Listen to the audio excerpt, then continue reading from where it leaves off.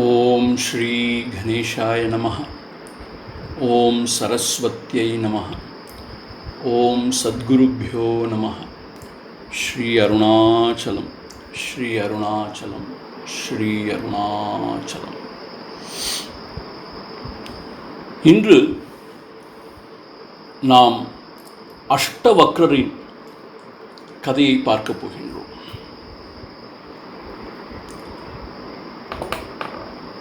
பகவத்கீதை, ஸ்ரீ ராமகீதை போல அஷ்டவக்ர கீதை என்று ஒரு கீதை இருக்கிறது. மிக உயர்ந்த வேதாந்த நூல். அதனை கொடுத்த அஷ்டவக்ரர். அவர் பிறவியிலேயே பெரிய ஞானி. பிரம்மத்தை உணர்ந்து அதிலேயே திளைத்து வாழ்ந்து வந்தவர். அவருக்கும் ஜனக மகாராஜாவிற்கும் நடந்த சில சுவாரஸ்யமான சம்பவங்களைத்தான் இன்று நாம் பார்க்கப் போகின்றோம். ஒரு சமயம் உத்தாலகர் என்ற ஒரு பெரிய ரிஷி பாரத தேசத்திலே வாழ்ந்து வந்தார். அவருக்கு கஹோதா என்று ஒரு சீடன் இருந்தான். அவன் மிகவும் பக்தி ஸ்ரத்தையுடன் தன்னுடைய குருவிற்கு சேவை செய்து வந்தான். அவனுடைய அந்த பணிவையும் அந்த பக்தி ஸ்ரத்தையையும் பார்த்து இந்த உத்தாலகர் தன்னுடைய மகளாகிய சுஜாதாவை அவனுக்கு திருமணம் முடித்து கொடுத்தார். சுஜாதா நாளடைவிலே கர்ப்பம் தரித்தாள். அப்படி கர்ப்பம் தரித்திருந்த பொழுது ஒரு அன்றாடம் தன்னுடைய தந்தையாருடைய திருவடிகளிலே அமர்ந்து தந்தையார் வேத சாஸ்திரங்களை பற்றி விளக்கி சொல்லும் பொழுது அதை கேட்டுக்கொண்டிருப்பாள். அப்படி அவள் கேட்டுக்கொண்டிருந்ததால் அவளுடைய கருவிலே வளர்ந்த அந்த சிறு குழந்தை, அந்த சிசு, அது தாயின் வயிற்றில் இருக்கும் பொழுதே இந்த வேத சாஸ்திரங்களை எல்லாம் நன்கு கற்றுத் தேர்ந்து ஒரு நிபுணனாக ஆகிவிட்டது. அது மட்டுமல்ல, தாயின் வயிற்றில் இருக்கும் பொழுதே அந்த குழந்தைக்கு அந்த பிரம்ம ஞானம் ஏற்பட்டு விட்டதாக சொல்கிறார். அப்படி இருக்கும் பொழுது ஒரு நாள் இந்த சுஜாதாவினுடைய கணவனாகிய கஹோதா சில வேத மந்திரங்களை படித்துக் கொண்டிருந்தார். அதாவது பாராயணம் பண்ணி கொண்டிருந்தார். ஒரு சில இடங்களில் சிறு சிறு தவறுகளை அவர் விட்டுவிட்டதாக அந்த குழந்தைக்கு தெரிய வந்தது. வயிற்றில் இருந்த அந்த குழந்தைக்கு தெரிய வந்தது. அது வயிற்றில் இருந்து கொண்டே சொன்னது, அப்பா, நீங்கள் தப்பும் தவறுமாக வேத மந்திரத்தை சொல்கிறீர்கள், திருத்தி சொல்லுங்கள் என்பதாக சொல்லி. இதை கேட்டவுடன் அந்த கஹோதா என்கின்ற அந்த தந்தையாருக்கு மிகவும் கோபம் வந்து விட்டது. இப்படி வயிற்றில் இருக்கும் போதே என்னுடைய மகன் எல்லோர் முன்னிலும் என்னை அவமதித்து விட்டானே, அவமானப்படுத்தி விட்டானே என்பதாக நீ அஷ்டவக்ரனாக, அதாவது 8 கோணல் கொண்டவனாக நீ பிறப்பாயாக என்று சபித்து விட்டார். தந்தையாரே கருவிலே வளரக்கூடிய தன்னுடைய சிசுவை நீ அஷ்டவக்ரனாக 8 கோணல் கொண்டவனாக பிறப்பாயாக என்று சபித்து விட்டார். ஆகவேதான் பிறக்கும் பொழுதே இந்த குழந்தை பெரிய ஞானியாகவும், ஆனால் அதே சமயம் உடலிலே 8 வகையான வக்ரங்கள் என்று சொல்லக்கூடிய கோணல்களோடு பிறந்தான். பார்ப்பதற்கே மிகவும் அவலட்சணமாகவும் எல்லோரும் எள்ளி நகையாடும் வண்ணமும் அவன் இருந்தான். அப்படி இருக்கும் பொழுது அந்த மிதிலாபுரியை ஜனக மகாராஜா ஆண்டு வந்தார். ஜனக மகாராஜாவிற்கு நம்முடைய வேத சாஸ்திரங்களில், அத்தியாத்ம விஷயங்களில் அப்படி ஒரு ஆர்வம். அவர் அடிக்கடி தன்னுடைய அரசவையிலே சாஸ்திரார்த்தம் என்று சொல்லக்கூடிய சதஸ் என்று சொல்வோமே, அதுபோல் நடத்தி வந்தார். அதாவது எல்லா பிரதேசங்களிலிருந்தும் பெரிய பெரிய பண்டிதர்களையும் பெரிய பெரிய வித்துவான்களையும் மகான்களையும் ஞானிகளையும் அழைத்து அவர்கள் எல்லோருமாக சேர்ந்து தத்துவார்த்த விஷயங்களை பரிமாறிக்கொள்வதற்காகவும் அரசனுடைய கேள்விகளுக்கு ஐயப்பாடுகளுக்கு விளக்கம் சொல்வதாகவும் இப்படி இந்த அத்தியாத்ம விஷயங்களை பற்றி தெரிந்து கொள்வதற்காக இப்படி நடத்தி வந்தான். அப்படி நடத்தி வரும் பொழுது ஒரு சமயம் வருணலோகத்திலிருந்து ஒரு பிராமணன் வந்தான். அவன் ஜனக மகாராஜாவை அவருக்கு ஒரு சவால் விடுத்தான். என்னவென்றால், நான் கேட்கப் போகும் கேள்விகளுக்கு, அதாவது வேத சாஸ்திரங்களிலிருந்து நான் கேட்கப் போகும் கேள்விகளுக்கு உங்களுடைய இந்த அரசவையிலே இருக்கக்கூடிய வேத வித்துக்கள், பண்டிதர்கள், ஞானவான்கள் பதிலளிக்க வேண்டும். சரியான பதில் சொல்லிவிட்டால் நான் அவர்களுக்கு அடிமை, அப்படி இல்லை என்று சொன்னால் அவர்களை நான் அடிமைப்படுத்தி கொண்டு சென்று விடுவேன் என்று சொன்னான். அந்த பிராமணன் மிகவும் புத்தி கூர்மையுடையவன், வேத சாஸ்திரங்களை கரைத்து குடித்தவன். அவன் ஒரு அற்புத பிறவி. அவ்வளவு புத்திரிச்சனம் கொண்டவனுடைய கேள்விகளுக்கு அந்த அரசவையிலே யாராலும் பதில் சொல்ல முடியவில்லை.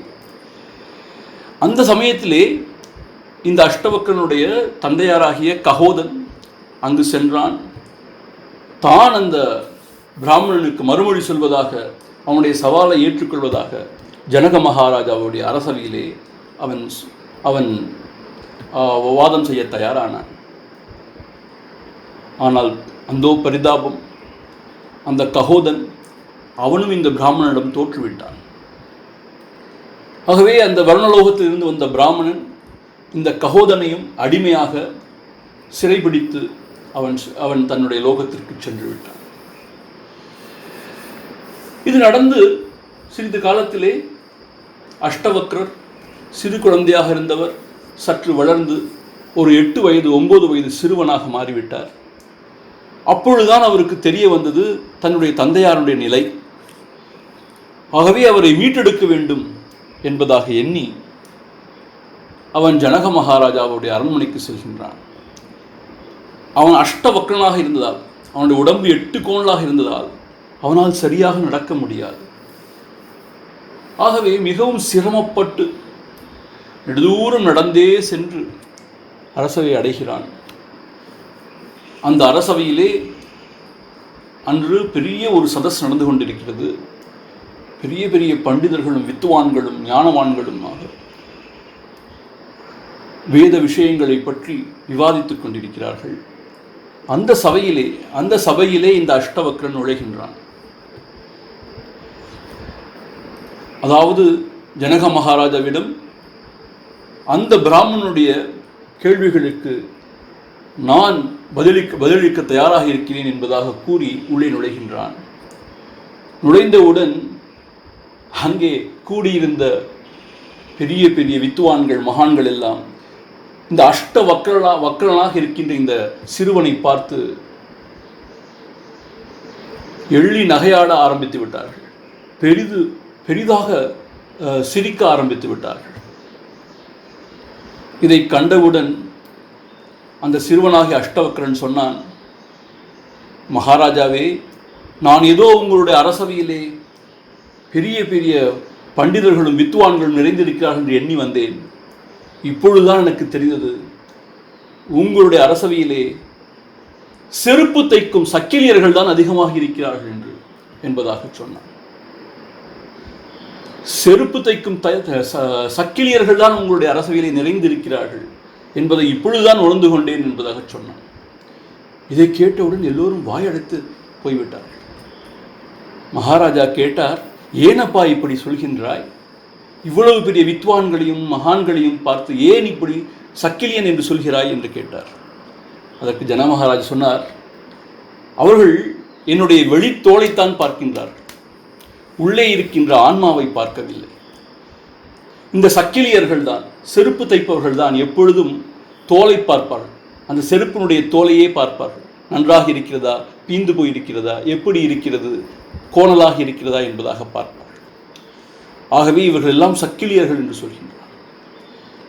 இதை கேட்டவுடன் இதில் உள்ள உண்மை விஷயத்தை புரிந்து கொண்ட இந்த வித்துவான்களும் பண்டிதர்களும் வெட்கி தலைகுனிகிறார்கள். ஆம், நாம் உருவத்தை வைத்து யாரையும் எடை போடக்கூடாது. Do not judge the book by its cover என்று சொல்வார். மூர்த்தி சிறிதாக இருந்தாலும் கீர்த்தி பெரிதாக இருக்கலாம். ஆகவே நாம் உருவத்தை வைத்து யாரையும் நாம் எடை போடக்கூடாது என்பதை அந்த அரசவையிலே உள்ளவர்கள் அனைவரும் உணர்ந்து கொண்டார்கள். அந்த சமயத்திலே அஷ்டவக்ரன் தன்னுடைய அந்த ஸ்காலர்ஷிப், அதாவது தன்னுடைய அந்த பாண்டித்யத்தினால் பரலோகத்திலிருந்து வந்த அந்த பிராமணனை வாதத்திலே வென்று தன்னுடைய தந்தையாரை மீட்டுவிட்டான். அந்த பிராமணன் சொன்னான், இந்த மிதிலாபுரியில் உள்ள பிராமணர்களை எல்லாம் நான் வர்ணலோகத்தில் நடக்கின்ற ஒரு யஜ்யத்திற்காக, ஒரு யாகத்திற்காக அழைத்துச் சென்றேன், அவர்களை நான் கொன்றுவிடவில்லை என்பதாக சொல்லி எல்லோரையும் அவன் மீண்டும் கொடுத்து விட்டான். ஆக அஷ்டவக்ரர் தன்னுடைய தந்தையாரை மீட்டெடுத்து விட்டார். இதன் பிறகு இந்த சிறுவனுடைய இந்த ஞானம், புத்தி தீக்ஷண்யம், அவனுடைய இந்த மேதாவிலாசம், இதனை கண்ட ஜனகர் தன்னையே இழந்து அந்த சிறுவனிடம் சாஷ்டாங்கமாக விழுந்து அவனையே தன்னுடைய குருவாக ஏற்றுக்கொண்டார். அதன் பிறகு ஜனகருக்கும் அஷ்டவக்ரருக்கும் இப்படிப்பட்ட சாஸ்திர சம்பந்தமான நிறைய விவாதங்கள் நடக்கும். விவாதங்கள் மீன்ஸ் அஷ்டவக்ரர் எடுத்து சொல்வார், அதை ஜனக மகாராஜா மிகவும் பணிவு அடக்கத்துடன் கேட்டு மகிழ்வார். இப்படியாக சென்று கொண்டிருந்தது. அப்பொழுது அஷ்டவக்ரருடைய சீடர்களுக்கு இந்த ஜனக மகாராஜா மீது பொறாமை ஏற்பட்டு, தன்னுடைய குருநாதர் ஏன் இப்படி இந்த மகாராஜனுக்கு இப்படி இறங்கி வருகிறார், அவனுக்கு ஏன் இப்படி பாரபட்சமாக நடந்து கொள்கிறார் என்பதாக அவர்கள் நினைத்து வந்தார்கள். ஒரு முறை அஷ்டவக்ரர் தன்னுடைய வகுப்பை தொடங்குவதற்காக ஆயத்தமானார். எல்லா மாணவர்களும் அங்கே குழுமியிருந்தார்கள். அந்த மாணவர்களுமே பெரிய வித்துவான்கள், பெரிய ஞானவான்கள். ஜனக மகாராஜா வருவதற்கு சற்று தாமதமாகிவிட்டது. ஆனால் அஷ்டவக்ரர் அமைதியாக பாடத்தை துவங்காமல் காத்து கொண்டிருந்தார். இதனை கண்ட சீடர்களுக்கெல்லாம் மனசிலே பெரிய ஒரு வெறுப்பாக இருந்தது. அப்படி என்ன இந்த மகாராஜா பெரிய ஒரு சாதகனோ, ஏன் இப்படி குரு நடந்து கொள்கிறார் என்பதாக நினைத்தார்கள். அப்பொழுது ஜனக மகாராஜா வந்து அமர்ந்தவுடன் சற்று நேரத்திலே அஷ்டவக்ரர் தன்னுடைய வகுப்பினை ஆரம்பிக்கிறார். அப்பொழுது அவர் சொல்கிறார், இன்று காலை நான் தியானம் செய்து கொண்டிருக்கும் பொழுது என்னுடைய ஞான திருஷ்டியிலே எனக்கு உணர்த்தப்பட்டது, இன்னும் சிறிது நேரத்தில் இந்த நாட்டிலே பெரிய தீ ஒன்று உண்டாகி இந்த சாம்ராஜ்யமே எரிந்து சாம்பலாக போகின்றது. ஆகவே நீங்கள் எல்லோரும் உங்களுடைய உடைமைகளையும் உங்களுடைய பிரியமானவர்களையும் அழைத்து கொண்டு நீங்கள் சீக்கிரம் தப்பித்து சென்று விடுங்கள் என்பதாக சொன்னார். தன்னுடைய மாணவர்கள் எல்லோருக்காகவும் சொன்னார். பெரிய நெருப்பு ஒன்று பற்றி எரிய போகின்றது, இந்த சாம்ராஜ்யமே எரிந்து சாம்பலாக போகின்றது என்பதாக சொன்னார். தன்னுடைய குருநாதர் பெரிய ஞானி என்பதால் அவர் சொல்லும் வார்த்தை சத்தியமாக இருக்கும் என்று எண்ணி துறவு பூண்ட எல்லா சீடர்களும் வேக வேகமாக தங்களுடைய குடில்களுக்கு விரைந்து தங்களிடம் இருந்த ஒரு இரு கௌப்பீனங்களை எல்லாம் எடுத்துக்கொண்டு தங்களுக்கு பெரிய மாணவர்களை எல்லாம் அழைத்துக்கொண்டு தப்பி எங்கோ ஓடுகிறார்கள். அப்படி இருக்கும் பொழுது ஜனக மகாராஜன் மட்டும் அங்கே அமைதியாக அமர்ந்திருக்கின்றான். இதை கண்ட அஷ்டவக்ரர் ஏனப்பா, உன்னுடைய நாடே எரிந்து சாம்பலாக போகின்றது என்று நான் சொல்கின்றேன், உனக்கு கலக்கமாக இல்லையா? நீ சென்று உன்னுடைய மனைவி மக்களை காப்பாற்றுவதற்கு நீ விரையவில்லையா என்று கேட்கிறார். அதற்கு ஜனக மகாராஜா சொல்கிறார், ஐயனே, நீர்தான் என்னுடைய உண்மையான பந்து, நீர்தான் எனக்கு உண்மையான செல்வம். You are my only treasure. Guru Brahma Guru Vishnu Guru சாட்சாத் மகேஸ்வரா என்று சொல்லுவோம் இல்லவா? துவமேவ மாதாச்ச பிதா துவமேவ, துவமேவ பந்துஷ்ச சகா துவமேவ, துவமேவ வித்யா திரவிணம் துவமேவ, துவமேவ சர்வம் மம தேவ தேவா என்று சொல்லுவோம் அல்லவா? அதுபோல நீர்தான் எனக்கு உண்மையான செல்வம். ஆகவே உங்களை விட்டு நான் பிரிந்து செல்ல முடியாது. இந்த ராஜ்யம் என்ன ஆனாலும் எனக்கு கவலை இல்லை என்பதாக அங்கே அமர்ந்து விடுகிறார். இதை கண்டவுடன் அஷ்டவக்ரருக்கு மிகவும் ஆச்சரியமாக போய்விடுகிறது. அவர் சொல்கிறார், மகனே, ஜனக மகாராஜாவை கண்டு, தன்னுடைய சீடனை கண்டு சொல்கிறார், மகனே, நான் சொன்னது உண்மை அல்ல, உங்களை எல்லாம் சோதிப்பதற்காகத்தான் இப்படி சொன்னேன். பார், துறவு பூண்ட இந்த சீடர்கள் அனைவரும் தங்களுடைய உயிரை காப்பாற்றிக் கொள்வதற்காக தங்களுடைய உடைமைகளை எல்லாம் எடுத்துக்கொண்டு எங்கோ ஓடிவிட்டார். நீ இவ்வளவு பெரிய மகாராஜாவாக இருந்தாலும் எதனை பற்றியும் கவலை கொள்ளாமல் என்னுடைய திருவடிகளிலே அமர்ந்திருக்கின்றார். இப்பொழுது அவர்களுக்கு தெரிந்திருக்கும் உன்னுடைய உண்மையான மகிமை என்பதாக சொல்கிறார். சரி, நீ இப்பொழுது சென்று அவர்களை எல்லாம் அழைத்து வா, உன்னுடைய குதிரையிலே சென்று விரைவாக சென்று அவர்களை அழைத்து வா, இந்த சீடர்களை எல்லாம் அழைத்து வா என்று கட்டளையிடுகிறார். அப்பொழுது ஜனக மகாராஜா அந்த குதிரையிலே அப்படி ஏறி அமர்வதற்காக முயற்சிக்கின்றார். ஒரு கால் குதிரையை அழுத்திக் கொண்டிருக்கிறது, இன்னொரு கால் காற்றிலே போய் அவர் அமர்வதற்காக முயற்சி செய்கிறார். அந்த ஒரு க்ஷண நேரத்திலே ஜனக மகாராஜா பரபிரம்ம பரமாத்மாவை உணர்ந்து விடுகிறார். He got enlightened. ஒரு நொடியிலே, அதாவது இமைப்பொழுதிலே அவர் அந்த பிரம்மஸ்வரூபத்தை உணர்ந்து விடுகிறார்.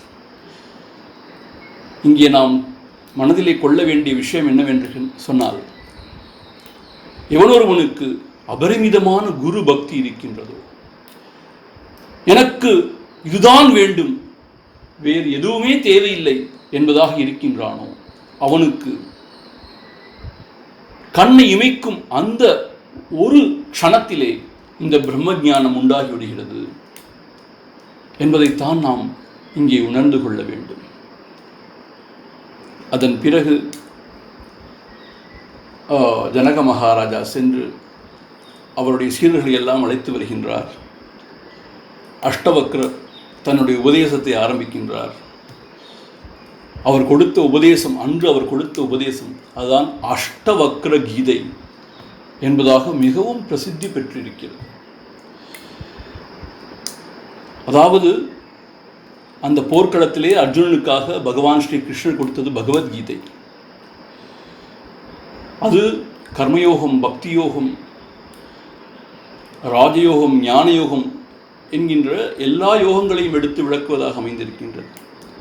ஆனால் இந்த அஷ்டவக்ர கீதை உயர்ந்த அந்த பரமாத்ம தத்துவத்தை, அப்சல்யூட் ஸ்டாண்ட் பாயிண்ட், அதாவது பரமார்த்தம் என்று சொல்லக்கூடிய அந்த நிலையிலிருந்து விளக்குவதாக அமைந்திருக்கிறது. அப்படி இருக்கும் பொழுது ஒரு வேடிக்கையான ஒரு விடயம் நடந்தது. ஒரு நாள் ஜனக மகாராஜா உறங்கிக் கொண்டிருக்கும் பொழுது அவருக்கு ஒரு கனவு வந்தது. அந்த கனவிலே அவர் பிச்சைக்காரனாக மிகுந்த பசியால் வாடி ஒவ்வொரு வீடாக சென்று பிச்சை எடுக்கின்றார். பசி கொடுமை தாங்க முடியவில்லை. அன்று அவருக்கு உணவும் கிடைக்கவில்லை. அங்கு உள்ள மனிதர்கள் எல்லாம் அவரை கேவலமாக ஏசுகிறார்கள். இப்படி அவர் ஒரு கனவு கண்டு திடீரென்று விழித்தெழுந்தார். எழுந்தவுடன் அவருக்கு உண்மையிலேயே ஒரு பெரிய ஒரு சந்தேகம் வந்துவிட்டது. நாம் உண்மையிலேயே பிச்சைக்காரனா? அல்லது ஒரு மகாராஜாவா? அதாவது நான் மகாராஜா ஒரு பிச்சைக்காரனாக கனவு கண்டேனா, அல்லது நான் உண்மையிலேயே அந்த பிச்சைக்காரன் தான் இப்பொழுது மகாராஜா என்று கனவு கண்டு கொண்டிருக்கின்றேனா என்பதாக அவருக்கு ஒரு ஐயப்பாடு எழுந்தது. இது ஒரு ஆச்சரியமான ஒரு விஷயம், உண்மையிலேயே யாராலும் சொல்ல முடியாது. அப்பொழுது அஷ்டவக்ரர் சொல்கின்றார், இங்கே நாம் காணக்கூடியது அனைத்துமே கனவுதான். ஆன்மஸ்வரூபத்திலே விழித்தெழும் பொழுது அதுதான் சத்தியம். மற்றபடி நாம் காணும் கனவும் கனவுதான், நாம் விழிப்பு நிலை என்று மயங்குவதும் கனவுதான் என்பதாக எடுத்துச் சொல்கின்றார். இப்படி இந்த அஷ்டவக்ர கீதையிலே அற்புதமான விஷயங்கள் விளக்கப்பட்டிருக்கிறது. ஆக இந்த அஷ்டவக்ருடைய இந்த கதை நமக்கெல்லாம் ஒரு பெரிய ஒரு உற்சாகத்தையும் மன எழுச்சியும் கொடுப்பதாக இருக்கிறது. ஓம் தத்சத் பிரம்மார்ப்பணமஸ்து. கிருஷ்ண கிருஷ்ண கிருஷ்ண.